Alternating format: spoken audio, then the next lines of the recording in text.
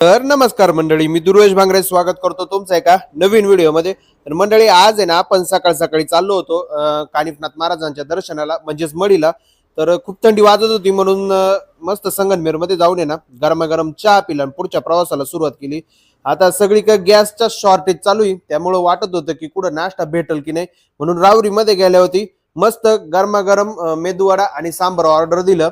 आता आपण रावरी मध्ये ना कायम गेल्या होती एकाच हॉटेलला नाश्ता करत असतो, ते म्हणजे अतिथी उडपीला। नाश्ता करून परत पुढे निघालो। दुपार झाली होती, खूप गरम होत होतं, म्हणून थंडगार मस्त उसाचा रस घेतला आणि पुढच्या प्रवासाला परत सुरुवात केली। मंदिराजवळ पोहोचल्यानंतर गाडी पार्किंग मध्ये लावली आणि तिथूनच शेजारी दुकानातून मस्त कानिफनाथ महाराजांसाठी भगवी शॉल घेतली। नंतर मंदिराच्या दिशेने निघालो। तिथंच आपल्याला आपले अकोल्याचे मित्र चेतन दादा आणि त्यांची पूर्ण टीम म्हणजे मित्रमंडळी तिथं दर्शनाला आली होती।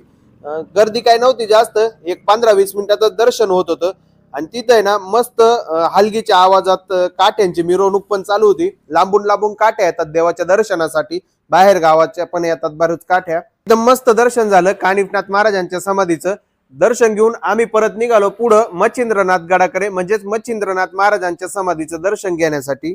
मस्त डोंगरावरती आणि निसर्गरम्य वातावरणात मच्छिंद्रनाथ महाराजांचं मंदिर आहे। एकदम जबरदस्त दर्शन झालं। दर्शन झाल्यानंतर तिथूनच देवस्थानचा प्रसाद घेतला आणि बाहेर निघालो।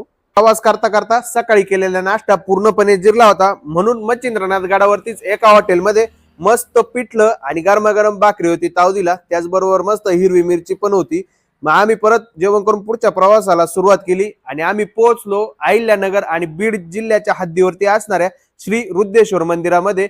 एकदम जबरदस्त मंदिर आहे, निसर्गरम्य वातावरणात, आणि पावसाळ्यातील इथलं वातावरण इतकं जबरदस्त असतंय ना की माप नाही। सिद्धेश्वर देवाचे दर्शन घेऊन आम्ही निघालो परतच्या प्रवासाला आणि आलो श्री शनी शिंगणापूरला, म्हणजेच आपल्या शनिदेवांचं दर्शन घ्यायला। तिथं पण गर्दी नव्हती, एकदम जबरदस्त दर्शन झालं। आलेच तर आपल्याला फॉलो करून जा।